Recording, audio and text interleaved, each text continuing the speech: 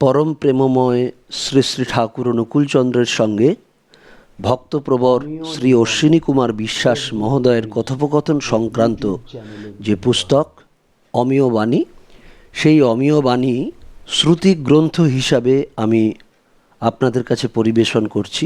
এর আগে অনেকগুলি পর্ব প্রকাশিত হয়েছে অমিয় জীবন ইউটিউব চ্যানেলে এবং অমিয় জীবন ফেসবুক পেজে।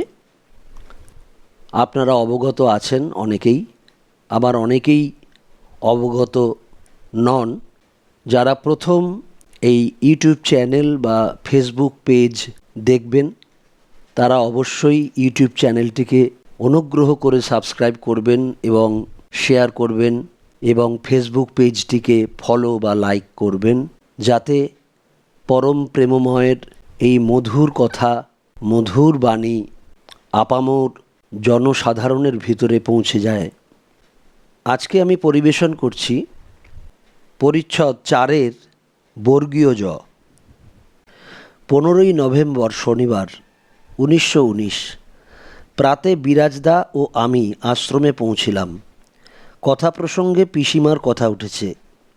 তিনি নাকি খুব কীর্তনকালে একদা জকে জিজ্ঞাসা করায়, জ মানে একজনের নাম, নামটা এখানে উল্লেখ করা নেই, শুধু জ কথাটা লেখা আছে। জ হচ্ছে ওনার নামের প্রথম অক্ষর। একদা জকে জিজ্ঞাসা করায় এর সম্বন্ধে বলছেন, সে ভগবানও নয়, তাঁর অংশও নয়, জীবোদ্ধারকারী গুরু, ভগবৎ শক্তির বিকাশ আর কোথাও নাই। এখানে এক আমাতেই, একাধারেই, মাত্র একাধারেই পূর্ণ লীলা। এই কথা শুনে হাসছেন এবং বলছেন, জ তা বলেছেন বলে আমার বিশ্বাস হয় না। তা কখনো হতে পারে না। যিনি এতকাল সাধন করে এলেন তিনি এতটুকু অনুভূতি পান নাই যে যর দ্বারা আর কোথাও কিছু নাই, ভগবানের বিকাশ আর কোথাও নাই, কেবল এক স্থলে। এরূপ ভ্রমাত্মক ভাব যায় নাই, ইহা হতেই পারে না। ওই অনুভূতি হলে ওরূপ কথা বলা যায় না। সর্বঘটে তাঁর বিকাশ প্রত্যক্ষ হয়। সব তিনি বা সব আমি বোধ হয়, কেবল প্রকাশের কম বেশি মাত্র। কাজেই কোথাও কিছু নাই, একাধারে পূর্ণ বিকাশ, ওসব কথা হতে পারে না। আর যদি কোথাও জীব উদ্ধারকারীর গুরুশক্তি দেখা যায়, তবে সেথায় ভগবানের বিশেষ প্রকাশ না বলে কি বলা যায়? যাক, তার নাম দিয়ে যা তা বলে বেড়ানো ভালো নয়। তিনি ওরূপ বলছেন বলতে হয় তার তাহলে মাথা খারাপ হয়ে গেছে। আমার কোস্মিন কালেও ওরূপ বোধ হয় নাই। আমার মনে হয় সকলটাতেই আমি, সবটাতেই আমি, কাকেও বাদ দিয়ে নয়, সবাই আমি। তবে তারা ভুলে গেছে যে তারাও আমি, এই মনে হয়। রাত্রে কথা প্রসঙ্গে বললেন, দেখুন, যার কথা যখন বেশি বলি, যার প্রতি যখন বেশি আমার লক্ষ্য, বাইরে থেকে এই রূপ দেখেন, তার জানবেন তখন বেশি নেসেসিটি, তাই তার দিকে অত দৃষ্টি। আর যার কোনো নেসেসিটি নাই, তার প্রতি লক্ষ্য নাই। যত যার নেসেসিটি অর রিস্ক কমে আসবে, তত তার কথা আমার মুখে কম শুনতে পাবেন। তবে এও একটা লিমিটেড সার্কেলের মধ্যে যারা আসেন তাদের সম্বন্ধে। আর যাদের কোনো ইম্পালস পাই না তাদের জন্য ওরূপ হয় না। আবার যে আমার প্রতি এতখানি অ্যাটাচড, যেন আমার অঙ্গীভূত, আমার উইশেসগুলি তার উইশেস, তার জন্যও হয় না। মানুষের অঙ্গ প্রত্যঙ্গগুলি উইশ ও উইল মাফিক লাইক ইনক্লিশনে চালিত হয়। আর অমন্তর যে শুধু আমারই হয় তা নয় কো, প্রত্যেক মানুষেরই হয়। 10ই মাঘ শনিবার রাত্রি 9টার সময় হিমায়তপুর আশ্রমে পৌঁছিলাম। সঙ্গে সুরেন। সুরেনের ব্যবসাদী সম্বন্ধে অনেক কথা হলো, যার সারমর্ম হচ্ছে, যদি সবই ঠাকুরের, সবই তিনি করাচ্ছেন বলো, তবে হাসি মুখে সমস্ত সহ্য করে যাও। আর পারি না, সহ্য হয় না বলিও না। আর যদি তা না বলো, তবে সবাই যেমন বুদ্ধি করে চলে তেমনি হিসাব করে চলো। 11ই মাঘ রবিবার। কথা প্রসঙ্গে শ্রী শ্রী ঠাকুর বললেন, সব পজিশনেরই একটা যেন ম্যাগনেটিজম আছে, আর তাতে সিম্প্যাথি করে অ্যাটেনশান দিলে সেরূপ ভাব দ্বারা আক্রান্ত হতে হয়। যেমন শিশু যে কোনো বাক্যের অর্থ বোঝে না, তার কাছে গিয়ে মুখে বেদনাব্যঞ্জক ভাব সহকারে আহা আহা বললে সে তাতে আক্রান্ত হয়ে কেঁদে ফেলে।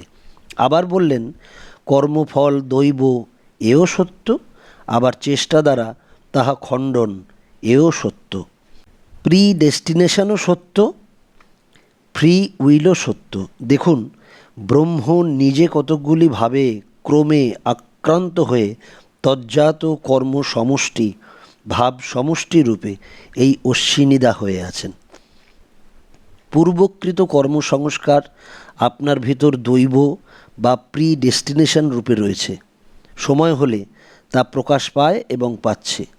কিন্তু পুরুষকার বা ফ্রি উইলও আছে, যদ্বারা ওই পূর্ব সংস্কারজাত কর্মকে এমনভাবে নিয়ন্ত্রিত করতে পারেন যাতে তাহা বন্ধনের কারণ না হয়ে মুক্তির কারণ হয়। পূর্বকৃত যেমন কর্মফল বা দৈব বা অদৃষ্ট প্রিডেস্টিনেশন যাহাই বলুন, তাহা আপনার এমন রয়েছে যে আপনাকে সর্বশান্ত হতে হবে।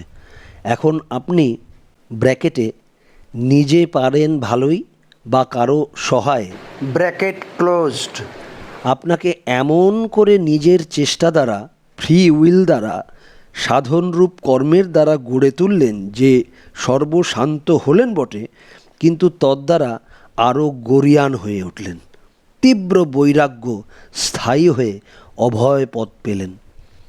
সর্বশান্ত হবার দরুন কোনো কষ্টই হলো না, বরং তদ্বারা জীবন মুক্তির আস্বাদন পেলেন। আর যদি ফ্রি উইল বা চেষ্টা সাধনাদি দ্বারা তা না করেন, তবে সর্বশান্ত হয়ে দুঃখে অধীর হলেন এবং ওই দুঃখ আর না পাই, সুখ যেন পাই ইত্যাদি আরও বাসনা বা সংস্কার সৃষ্টি করলেন। ক্রমে আরও কর্মজালে জড়িয়ে পুনঃ পুনঃ জন্ম মৃত্যুকে বরণ করার পথ সুগম করতে লাগলেন। তাহলেই দেখুন, দৈব বা প্রিডেস্টাইন্ড যা আছে তাকে নিজ চেষ্টা দ্বারা এমনভাবে নিয়ন্ত্রিত করা যায় যদ্বারা প্রকৃতিকে বশ করে আপনি তার কন্ট্রোলের বাইরে গিয়ে জীবন মুক্ত হতে পারেন, বা ওই একই প্রিডেস্টাইন্ড কাজের দ্বারা তাকে সাধনাদি দ্বারা মুক্তিমুখী করে নিয়ন্ত্রিত না করলে প্রকৃতির বশে থেকে পুনঃ পুনঃ সুখ দুঃখ ভোগ করে থাকতে পারেন। 12ই মাঘ সোমবার। আজ সরস্বতী পূজা। সকালে শ্রী শ্রী ঠাকুর বললেন, সকাল সকাল স্নান করে মা সরস্বতীর অঞ্জলি দেন গিয়ে। আমি বললাম, আর পূজা করতে বড় ইচ্ছা হয় না, আর কাকে কোন দেবতাকেই বা পূজা করতে যাব। শ্রী শ্রী ঠাকুর হাসতে লাগলেন। কিয়ৎকাল পরে নিজেও অঞ্জলি দেবেন এবং আমাদেরও দেওয়াবেন বলে নাইতে চললেন। আমি বললাম, ওটা কি লোকাচার রক্ষা? বাউলদের কথায় আছে, লোক মধ্যে লোকাচার, সদ্গুরুর পাশে একাচার। শ্রী শ্রী ঠাকুর, কথাটা মিথ্যে নয়, লোকাচারই রক্ষা কতকটা, যাতে নিজের ক্ষতি নাই কিন্তু সমাজের লোকের, নিম্নাধিকারী লোকের মঙ্গল, এইরূপ লোকাচার বা সমাজ ধর্ম মানাই ভালো। সকলে তো উচ্চতত্ত্ব বোঝে না, কিন্তু যারা বোঝে তারা সকলে অনাবশ্যক বোধে যদি হঠাৎ সব বাহ্য পূজাদি ছেড়ে দেয়, নিচের লোকেরা তাহলে দেখাদেখি ছেড়ে দেবে, কিন্তু উচ্চতত্ত্ব বুঝতে ও ধারণা করতে পারবে না, কাজেই তাদের ক্ষতি হবে। প্রকৃত সরস্বতী পূজা হচ্ছে ভজন, অনাহত সদা বিরাজিত শব্দধারা, যাহা সাধন ফলে নিজ অভ্যন্তরে জাগরিত হয় এবং শ্রুত হয়, তাতে প্রক্রিয়া বিশেষ যোগে মনোনিবেশ করাকে ভজন কহে। আজ বাইরে বৈখরি শব্দযোগে, গীত বাদ্যাদি এবং ভজন যোগে খুব অভ্যন্তরস্থ শব্দে মনোনিবেশ করাই সেই পরাবাক বা পরশব্দ রূপিণী সরস্বতীর পূজা। কিন্তু সকলে তো এ বোঝে না, এবং জানে না তাদের অধম হলেও বাহ্য পূজা করা বাদ নয়। অতঃপর স্নানাদি করে আমি ও শ্রী শ্রী ঠাকুর অঞ্জলি দিতে গেলাম। তাঁর জনৈক ভক্ত অবিনাশ দা হাসতে হাসতে মন্ত্র আওড়াচ্ছেন এবং শ্রী শ্রী ঠাকুরও তাই বলে অঞ্জলি দিচ্ছেন। তার একটু পশ্চাতে আমিও পুষ্পাঞ্জলি হস্তে হাঁটু গাড়িয়া বসে আছি। কিন্তু ও মন্ত্র কি পড়ব, মনে মনে মহামন্ত্র তাঁর আদি ধনাত্মক নাম বলিতেছি মাত্র। আর ভাবিতেছি অঞ্জলি দেব কোথায়? সাক্ষাৎ প্রত্যক্ষ দেবতা ভব ভয়হারী, যিনি পরাবাক সরস্বতীরও জনক, যাহা হতে শব্দ ব্রহ্মরূপিণী সরস্বতীর উৎপত্তি, সেই আদি পুরাণ পুরুষ পরমপিতার যে নরবিগ্রহ আবির্ভূত, সেই বিগ্রহ চরণে না ঘটাধিষ্ঠিতা দেবীর চরণে। কিন্তু দেখিতেছি স্বয়ং তিনিই তো লোকধর্ম সমাজধর্ম পালনার্থে ঘটেই অঞ্জলি দিচ্ছেন এবং তার আজ্ঞাই শিরোধার্য। তাই সেই রাতুল চরণে অঞ্জলি দেবার লোভ সম্বরণ করেই ঘটেই অঞ্জলি দিলাম। এই কথাগুলি একান্তে বসে লিখতেছি, এমন সময় শ্রী শ্রী ঠাকুর সহসা এসে আমার দিকে চেয়ে হাসতে হাসতে গলা জড়িয়ে ধরে গান করে বললেন, দে তুলে দে পাল, দেখবি দয়াল আজি দয়া করে ধরবে সে হাল। তারপর অঞ্জলি দিয়ে প্রসাদ পেয়ে তাঁর সঙ্গে ফিরে আশ্রমে আসতেছি। বললেন, আর সকলকে আপনি মন্ত্র পড়িয়ে অঞ্জলি দেওয়ান, আপনাকেই আজ পুরোহিত পদে পাকাপাকি শায়েত করিয়ে দিই। ব্রাহ্মণ পর্যন্ত যজিয়ে দেন। আজ যজিয়ে দেন মানে যাজন করে দেন। তারপর কিশোরীদা, বিরাজদা, যোগেন সরকার, যতীন, সুরেন প্রভৃতি 12-14 জন স্নানান্তে এলে তাঁর আদেশ মতো আমি মন্ত্র পড়লাম, তারা অঞ্জলি দিল। মনে মনে ভাবছি, যদি পুরোহিত করো তবে তোমার রাতুল চরণে যাতে জগৎবাসীকে অঞ্জলি দেওয়াতে পারি, সেইরূপ পুরোহিত এই অধমকে নিজ কৃপা বলে করো। আর দেবদেবীর পূজার পুরোহিতগিরি করতে ইচ্ছা নাই। অহৈতুক কৃপা সিন্ধু পতিত পাবন তোমারই পূজার পুরোহিত যেন হই। 13ই চৈত্র শুক্রবার রাত্রে আমিও সতীশ জোয়ারদার আশ্রমে পৌঁছিলাম। বহু ভিন্ন ভিন্ন স্থানের ভক্তগণ উপস্থিত আছেন। নানা কথা হচ্ছে। কথা প্রসঙ্গে লোকের দ্বারে দ্বারে গিয়ে নাম প্রচার, দীক্ষাদান যাহা করা হচ্ছে তারই কথা উঠল। আমি যেরূপ করা হচ্ছে তার উদ্দেশ্যে মহৎ, ছলে বলে কলে কৌশলে জীবকে নাম দিয়ে ভগবানমুখী করা মহৎ বটে, কিন্তু প্র্যাকটিক্যালি তাতে দোষ দাঁড়াচ্ছে এই যে, একে 5 পয়সা ড্রামের ওষুধ, তাও আবার যেচে বিনামূল্যে দেওয়ার মানুষের তাতে বিশ্বাস দৃঢ় হচ্ছে না। একেবারে অনায়াস লব্ধ দ্রব্যের আদর কম হয়, তবে বহু আয়াসসাধ্য হলেও লোকে ভয়ে অগ্রসর হয় না। তাই অল্পায়াস সাধ্য করে মধ্যপন্থা ধরে দেওয়া ভালো মনে হয়। কিন্তু শুনেই দীক্ষা নিতে বা কীর্তনে ভাবন্মাদ হয়ে টেম্পোরারি এক্সাইটমেন্ট বসে দীক্ষা নিতে চাইলেই দীক্ষা দিয়ে দেওয়া ঠিক নয়। তাদের ওই অনায়াস লব্ধ দীক্ষা মন্ত্রে দৃঢ় বিশ্বাস থাকে না এবং কিয়ৎকাল পরেই পতন ঘটে। তাদের বলা উচিত, অমুক স্থানে যাও, নিজে দেখে শুনে বুঝে নাও। তারপর সে একটু আয়াস স্বীকার করে সেখানে যাক, সঙ্গ করুক, বিশেষ করে বুঝুক যতদূর পারে এবং দীক্ষা লোক। এই হলে মধ্যপন্থা ধরা হয় মনে করি। শ্রী শ্রী ঠাকুর এতে সম্মতি জানালেন। সতীশ জোয়ারদার বললে, রা মানে একজনের নামের প্রথম অক্ষর, তার নামটা এখানে উল্লেখ করা হয়নি। রা গোসাই ভাগবত পাঠক কীর্তনকারী। সে বলে, বাইরে আমার সব মালা তিলক ছাপ এবং শ্রোতার মনোরঞ্জনার্থ যেরূপ দরকার সেইরূপ শাস্ত্র ব্যাখ্যা সব চালাবো, যাতে অর্থোপার্জনের বাধা না হয়, কিন্তু ভেতরে ভেতরে তোদের ভাব ধরে তোদের মতানুযায়ী সাধন করব। এতে স্বীকৃত হয়ে দীক্ষা দিয়ে দাও। শ্রী শ্রী ঠাকুর: ওরূপ ভণ্ডামির প্রশ্রয় দেওয়া ঠিক নয়। যেটা করব সেটা মনমুখ এক করে, বাহ্য অন্তর এক করে করাই ভালো। কপটাচার বড় গর্হিত। কপটাচারী আবার ধর্মের সাধন করবে কি? অত কম্প্রোমাইজ করে দীক্ষাদানে কাজ নাই। সোজাসুজিভাবে এসো। যদি বুঝো এটা ভালো, অনুষ্ঠেয়, তবে বাহ্য এবং ভিতর উভয়েরই আচরণ করো, নতুবা নয়। ভাবনমত্ততার কথা হচ্ছে, আমি বলছি ওসব এক প্রকার উন্মাদ, স্থায়ী কিছু হতে দেখি না। বিচারপরায়ণতা, জ্ঞান, এসব দরকার। শ্রী শ্রী ঠাকুর: ভাব কিছুই নয়, এ ঠিক নয়। ভাব না হলে এনজয় করা যায় না। ভাবেরও খুব দরকার। ভাবমুখী থাকাই আনন্দদায়ক। তবে জ্ঞানবিহীন ভাব সুবিধা নয়, স্থায়ী হয় না। তাই জ্ঞানের বেসিসের উপর ভাবের তরঙ্গ খেললে ভালো। শুধু জ্ঞানও নিরস, শুধু ভাবও ফিকল। জ্ঞানযুক্ত ভাবে ভাবমুখী থাকা সুবিধা।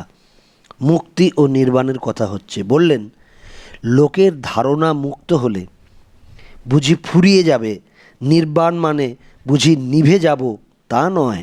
অস্তিত্ব নাশ নয়, বরং পরম অস্তিত্ব হয়ে থাকা।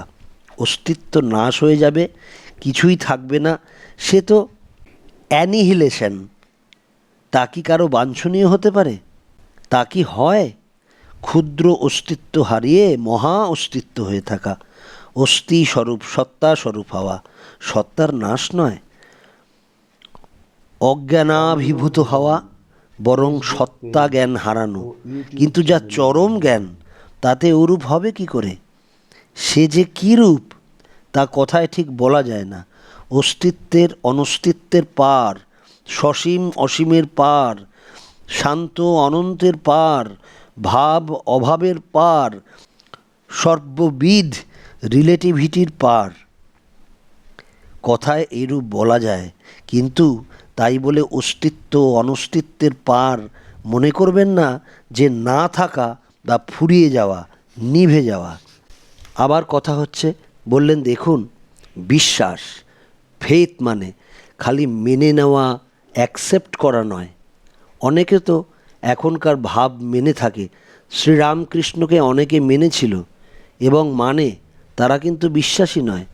যারা বিবেকানন্দের ন্যায় তনু মন জীবন সম্পূর্ণ উৎসর্গ করে দিয়ে অনুসরণ করে, তাদেরই ফেথ বা বিশ্বাস আছে বলা যায়। অর্থাৎ যাদের অ্যাকসেপ্টেন্স উইথ অল এনার্জি হয়, তারা। বাকি সব কেবলমাত্র অ্যাডমায়ারার। বিশ্বাসী সম্পূর্ণ নির্ভর করে, অথবা যাতে সম্পূর্ণ নির্ভরতা আনে, তাই ফেথ। অ্যাকসেপ্ট করা এমন করে যে তার জন্য জীবন পণ করতে পারে। আর যারা ওইরূপভাবে অ্যাকসেপ্ট করে ফেইথের সঙ্গে লয়, তারা কেবল অ্যাডমায়ার করে চুপ করে বসে থাকতে পারে না। নিজ জীবনে সর্বদা তাহার আচরণ অনুসরণ করে এবং জগৎকে তাহা করাবার জন্য ব্যাকুল হয়ে পড়ে এবং তারই জন্য পাগলের মতো ছুটে বেড়ায়, প্রাণপণে চেষ্টা পায়। সে সত্য বিশ্বাস বলে যে লাভ করে, তাতে সে সকলকে বিশ্বাস বলে উহা লাভ করতে আহ্বান না করে থাকতে পারে না। ওই বিশ্বাস যেন সংক্রামিত করতে চায় সকলের মধ্যে, তদ্বারা সত্যের অনুভূতি হবে বলে। কতকগুলি মানব থাকে, তারা বিশেষ বিশেষ কর্মের জন্য প্রেরিত। তারা সংসারে মগ্ন থাকলেও, মাঝে মাঝে ভুলে থাকলেও একেবারে চুপ করে থাকতে পারে না। কিসের যেন প্রেরণা অনুভব করে এবং শত বাধাবিঘ্নের মধ্যে, বদ্ধ ভাবের মধ্যেও ওই প্রেরণা যেন বিশেষ একটা কিছু করবার আছে, এটা না করে পারা যাবে না, ইহা অনুভব করে এবং করে ফেলে। ওই সব লোক প্রেরিত। তাদের ওই কাজ না করে ছাড়া নাই, করতেই হবে। তাদের লাইফস মিশনই হচ্ছে ওই। তা না হলে শরীর যাবে না, এবং তা হয়ে গেলেও শরীর বেশি দিন থাকে না। তারা সব সেখান থেকে ওর সনদ পেয়ে এসেছে। এখানে এসে কিয়ৎকাল ভুলে থাকলেও সনদ দানকারী তা থাকতে দেয় না। এমন প্রেরণা উপস্থিত হয় যে না করে পারা যায় না। পরে যখন প্রেরণা বুঝে চলে তখন শীঘ্র শীঘ্র তার মিশন ফুলফিলড হয়ে আসে। যাদের ঐরূপ আছে তারা নিজেদের কাজের স্কোপ যতদিন ফুললি বাড়িয়ে না নেয়, যতখানি তার করার কথা ততখানি বাড়িয়ে না নেয়, ততদিন সুবিধা করতে পারে না। তারা যদি সংসারী হয় তবে তা সংসারী হিসাবেও নয়।